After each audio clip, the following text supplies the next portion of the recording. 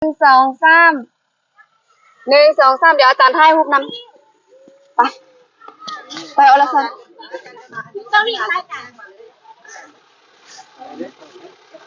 มาท่าน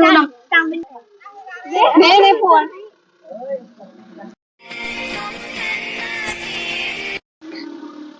กาทักทายสบายดีและสวัสดีพ่อแม่พี่น้องทุกคนเนาะตอนนี้การแข่งขันศิลปะวรรณคดีก็ได้เป็นที่สิ้นสุดลงพวกเราก็มานั่งท่าฟังผลการตัดสินว่าโรงเรียนใดจะได้อันดับที่1โรงเรียนใดจะได้อันดับที่2ที่3เนาะแล้วก็โรงเรียนใดได้อันดับที่หรือว่าบ่ได้อันดับที่เนาะจะได้รางวัลชมเชยเนาะรางวัลชมเชยก็มีเนาะทุกคนแล้วเฮามาฟังนํกันฝากทุกคนเนาะกดติดตามกดกระดิ่งแจ้งเตือนทั้งหมดให้ครูออเดย์อย่าลืมกดไลค์กดแชร์คอมเมนต์เนาะตำหนิติชมช่องของครูออไดเนาะฝากกดไลค์กดแชร์เบิ่งโฆษณาให้จบเนาะทุกคนขอบคุณขอบใจที่ให้กำลังใจตลอดมาเนาะและสุดท้ายคณะกรรมการก็ประกาศโรงเรียนที่ได้รับรางวัลชมเชยเนาะอะไรครับรางวัลชมเชยแล้วก็ถ่ายรูปแล้วก็กลับบอนแล้วก็เรือรางวัลที่1ที่2ที่3เนาะคณะกรรมการจะประกาศแล้วก็ถ้าเบิ่งลุ้นนํกันว่าโรงเรียนใดสิได้เนาะทีมที่ได้อันดับที่3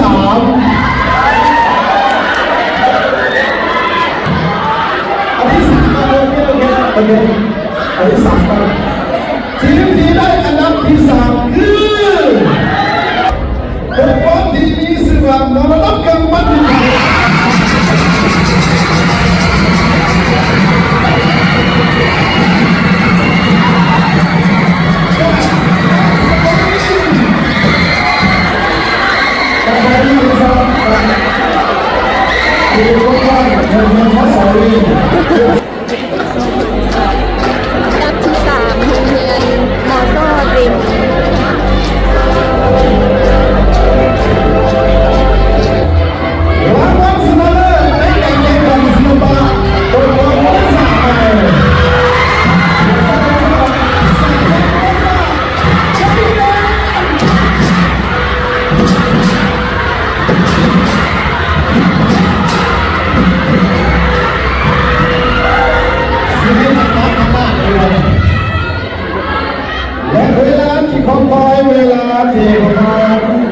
มีความสามารถได้แสงสว่างในการแข่งขันในครั้งนี้รางวัลชนะเลิศในการแข่งขันฟุตบอลและเฉลิมฉลองสถาบันวัฒนศาสตร์ในครั้งนี้คือฟุตบอลในฟุตบอลที่มีชื่อว่าทางทีมแก้วเราเป็นการแข่งขัน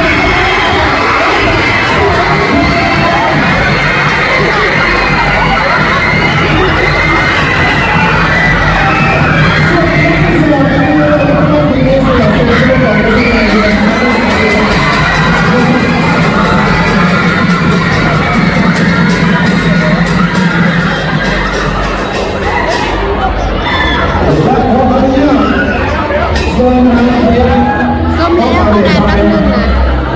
รอบหน้าก็มาลงทุนกันเลยดิผมจะว่าเราในนัดที่1ครับ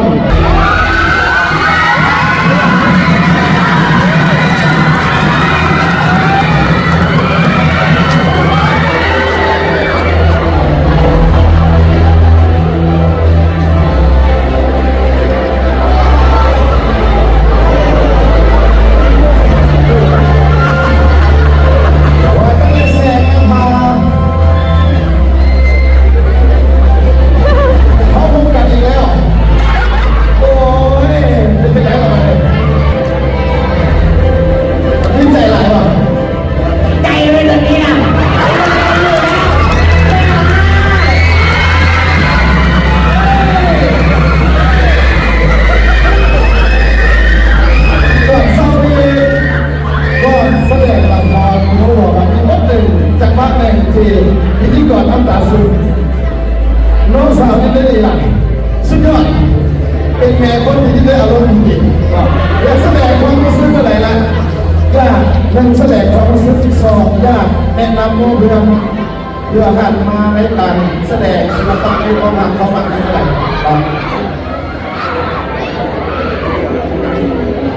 ความรู้สึกที่ได้รางวัลและสอนให้เราจะทำการแสดงศิลปะการทำในศิลปะที่มีความหมายด้วยแต่มีความสำคัญด้วยสำหรับน้องความได้ใจเด็ก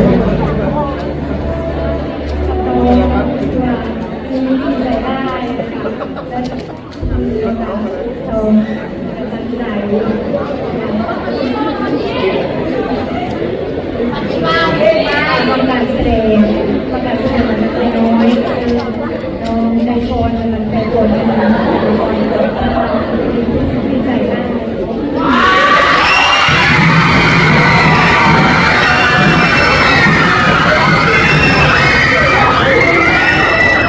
ให้เกียรติขึ้นมอบรางวัลชนะเลิศ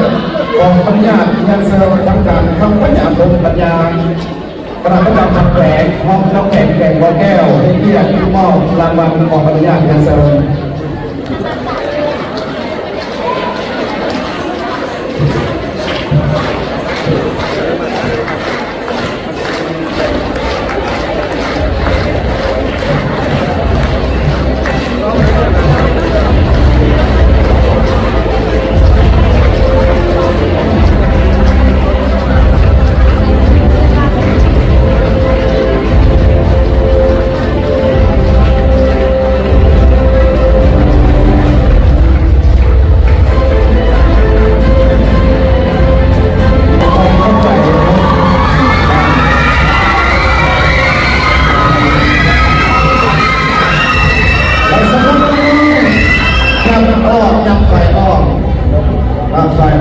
และเชิญลงยันมองไปไว้ทราย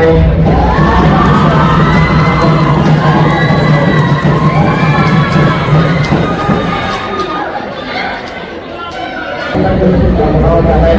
เอาอย่างสู้กันนอนมาแสดงอยู่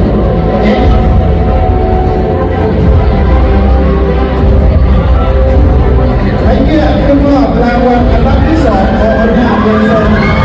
คือแสงสว่างเขาทำมาแหวนประมาณ3 ปีในเกียรติขึ้นมอบปัญญาเงินเสริม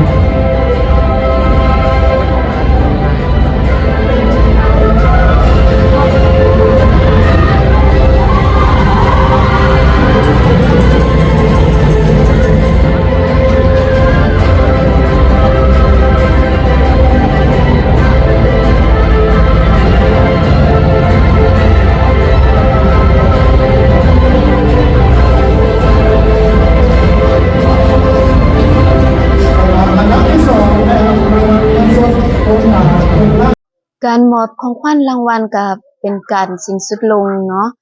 แล้วก็น้องๆนักเรียนศิลปวรรณคดี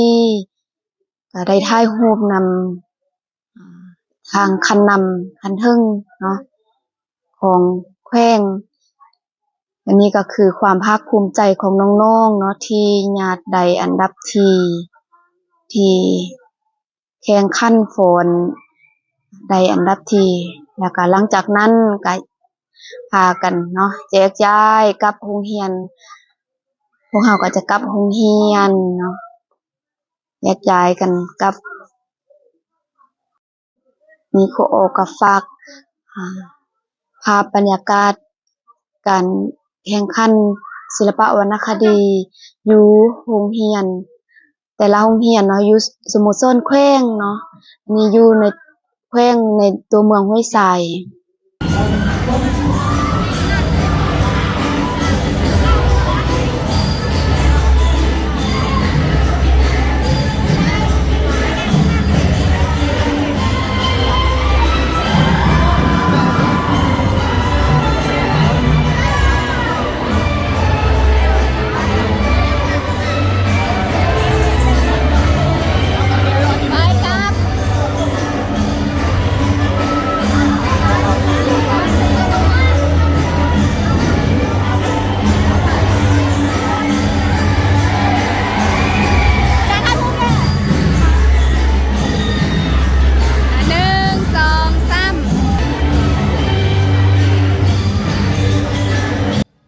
าน้องๆไปถ่ายรูปอยู่นอกเนาะ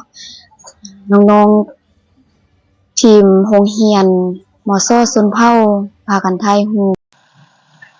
1 2 3ยิ้มแด่1 2 3 1 2 3เดี๋ยวอาจารย์ถ่ายรูปนำไปเอาละค่ะต้องมีรายการมาทางนู้นมาในปวน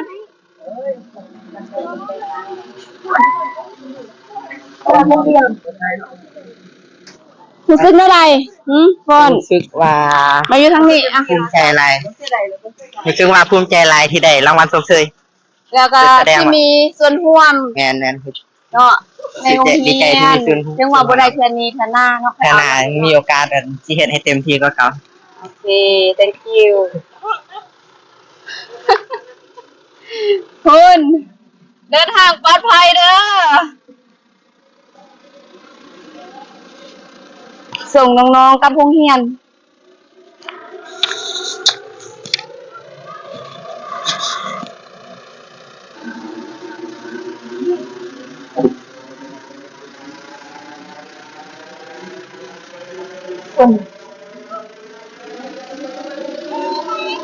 แมนเอารถมา ให้น้องๆมานำรถโรงเรียนรถโรงเรียนมาครับมาส่งแข่งสิบ่ได้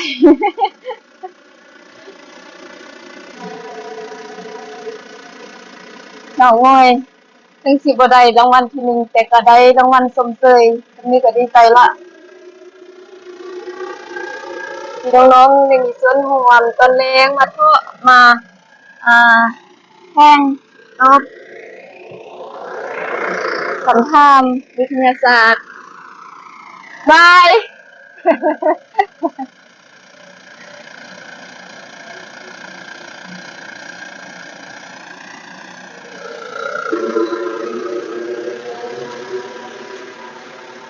นี่เขาวัฒนธรรมเพลงพอเอารถจักรมา เอารถจักรหรือว่าเอารถมอเตอร์ไซค์เนาะส่วนตัวมาจอดอยู่พุ่นอยู่ทางหน้าพุ่นอยากจะไปท่ามความรู้สึกของน้องๆทีมแต่ละโรงเรียนเนาะที่ได้อันดับที่ 1 ที่ 2 ที่ 3ว่ารู้สึกแนวใดไปสัมภาษณ์เขาหน่อยนึงโรงเรียนม.ปลายได้อันดับที่ 2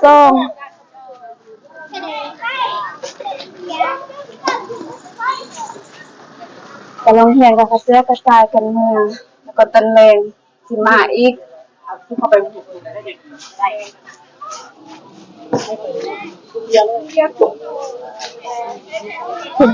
แดนดับที่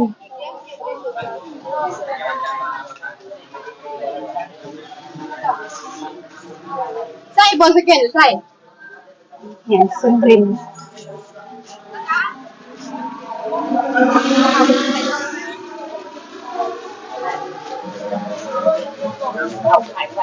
จอดรถก่อนแต่รถที่อะไร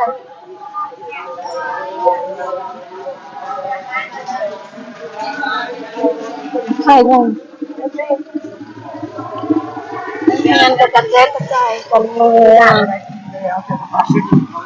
งานเป็นดอกด้วย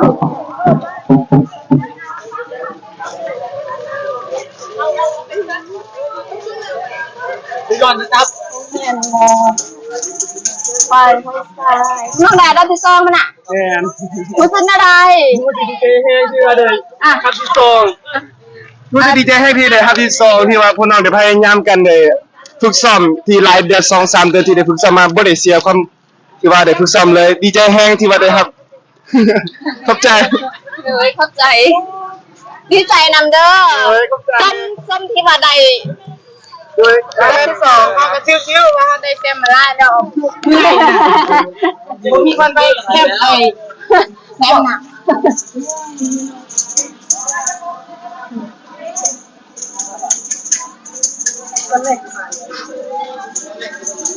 แม่กี่บุญอ้าวอันนี้โรงเรียนขึ้นดินได้อันดับที่นักอ่ะนักบ่ได้อันดับที่เท่าไหร่3มันน่ะต้องเอา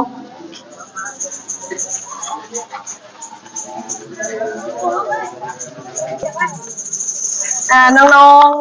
ๆอยู่มปลายไม่สายแดนน้ำทรงอาจารย์มาเข้าความรู้สึกเดรู้สึกน่าได้นะดีใจไล่ฝึกซ้อมมันยากปะยากอยู่เป็นเดือนเลยเป็นเดือนเนาะแม่นขอบใจ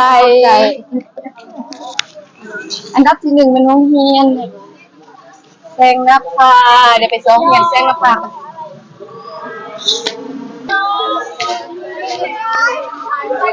นางคงยันดิมมันอ่ะอาจารย์เขาสัมภาษณ์เป็นความรู้สึกเป็นอะไรได้อันดับ3ป้าอุ้ยป้าเอาไปเลยรู้สึกอะไรอาจารย์ดีใจนำเด้อที่ได้อันดับ3เลยเขารู้สึกดีใจเพราะว่าพวกเขาเนาะก็รู้สึกตั้งใจซ้อมและแบบทุกคนร่วมมือร่วมใจกันยากบอกขึ้นไปยากบอกอันในการซ้อมคนยากอยู่แต่บ่เกินความสามารถค่ะพัฒนาการดีใจนำเด้อเลยใจคนงามสุด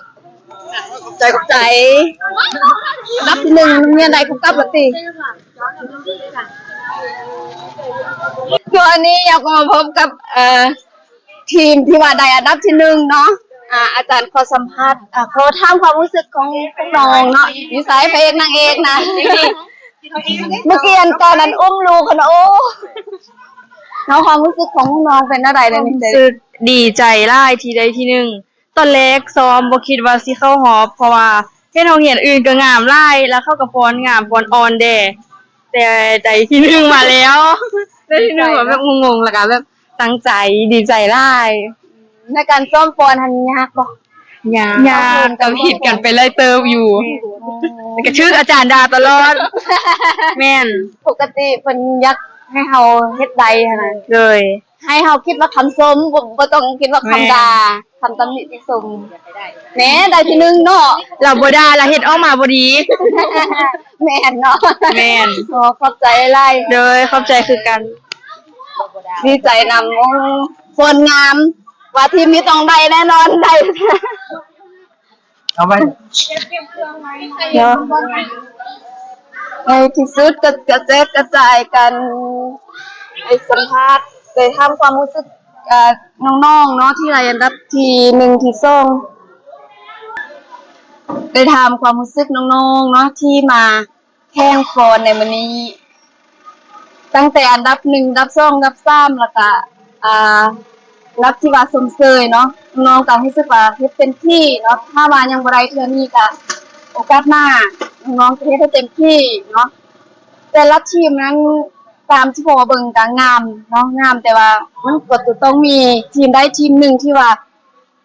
พิเศษกว่าเนาะได้อันดับชนะเลิศอันดับที่1ซึ่งก็เป็นโรงเรียนแซงนภาที่ว่าคว้าอันดับ1ไปเนาะอันดับ2ก็แม่นโรงเรียนมปลายห้วยทรายอันดับ3ของโรงเรียนสุรินทร์เนาะครูโอก็ดีใจนำสำหรับคลิปนี้ก็ทุกคนกดติดตามกดกระดิ่งแจ้งเตือนน้องโมได้พอเดเพื่อจะได้พลาดคลิปต่อไปฝากกดไลค์กดแชร์บนวิวไซต์จังหวัดใดเป็นคอมเมนต์บอกพอเดเนาะพอต้องจบคลิปไปซ้ำนี้ก่อนพอต้องเข้ามาสบายดีพร้อมกับคลิปหน้าบ๊ายบาย